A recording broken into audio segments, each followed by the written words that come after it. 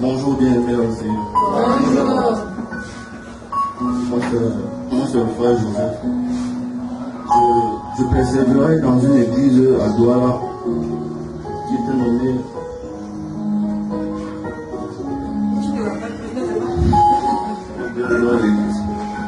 Je persévérais dans une église de Douala et on m'avait programmé pour me baptiser. C'était le 28 octobre de l'année passée, on m'a programmé pour un baptême. Le pasteur me disait qu'il fallait que je donne ma vie à Dieu, il faut que je me baptise, il faut que je me responsabilise, je dois épouser une femme à l'église. Bon. On a programmé le baptême, mais après je suis resté un jour à la maison, j'ai regardé la famille, l'état de la famille, j'ai commencé à pleurer. J'ai regardé ma mère qui se lamentait, j'ai commencé à pleurer parce qu'elle se plaignait, elle a trop souffert dans sa vie et quand elle voit ses enfants souffrir comme ça, elle a mal.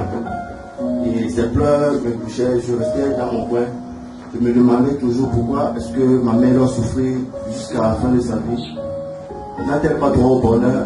Je suis resté, selon moi, avec mon raisonnement, j'ai pris la résolution de vouloir changer la famille en allant, selon mon raisonnement en allant en aventure peut-être pour me chercher et rentrer positionner ma famille un jour. Mais avant de partir,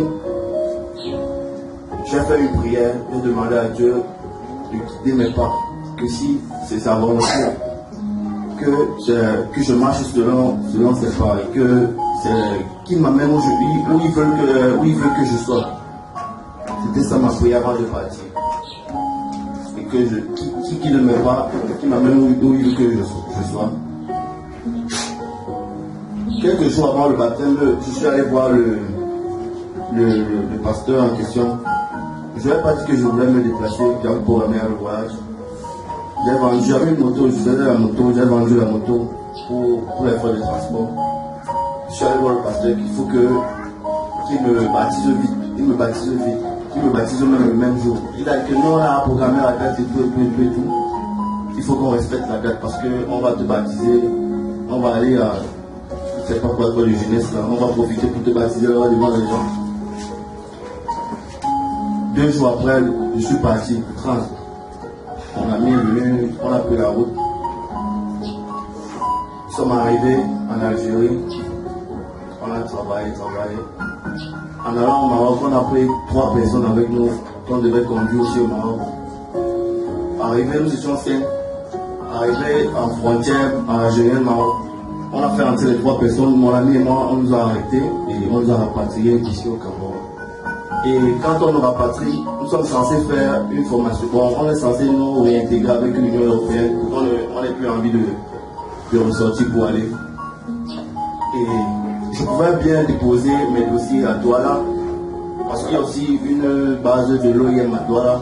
J'ai préféré déposer à Yaoundé parce que selon moi, je disais, à Yaoundé, il y a un peu de droiture par rapport à Douala. Douala, c'est la malhonnêteté et tout. C'est comme ça que j'ai déposé les dossiers à Douala. Je suis resté à Yaoundé autant pour moi. Je suis resté 6 mois après, on m'a appelé qu'il faut que je vienne, la formation va débuter.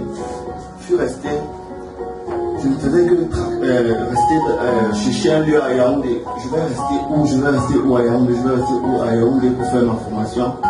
Commencer à demander des contacts même pour mes cousines chez qui je peux rester pour suivre la formation. J'avais ces problèmes-là, je ne savais pas où rester. Je me tracassais. On me donnait les numéros, mais appeler même ces numéros, je n'appelais pas ces numéros. On m'a donné le numéro d'une cousine qui vit ici à Yaoundé. Je n'ai pas appelé cette cousine. Je fais que me tracasser. À la veille de mon voyage, de mon déplacement, je me suis rappelé que j'ai mon frère Olivier qui vit à Yaoundé. Pourquoi ne pas aller rester là-bas pour la formation? Je suis venu ici. Et sans connaître que normalement le but de ma venue à Yaoundé, c'était pas seulement la formation, mais que je devais découvrir ce ministère et écouter une parole que je n'avais jamais écoutée, qui est en train de changer ma vie et qui ouvre mes yeux, qui me fait comprendre la vie d'une autre façon. Amen. Oui. Et voilà, je dis merci à l'Éternel de m'avoir guidé. Comme j'avais prié avant mon voyage, j'avais prié Dieu de guider mes pas, qui m'amène où il veut que je sois. Et je comprends en fait que Dieu ne voulait pas, Dieu avait prévu faire quelque chose pour ma famille, mais ce n'était pas selon mon entendement. Ce n'était pas peut-être en allant chercher l'argent, ce n'est pas peut-être l'argent que ma famille a besoin. Ma famille a besoin de la parole de vérité dans leur vie. Amen. Et je dis merci à l'Éternel et je prie l'Éternel qu'il permette que, avant que ma mère ne ferme les yeux dans cette vie, qu'elle ait aussi l'occasion d'écouter cette parole. Amen. C'est ça mon souhait. Et je dis merci. Merci au prophète pour ses enseignements.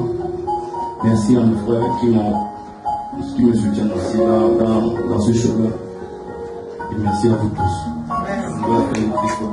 Amen.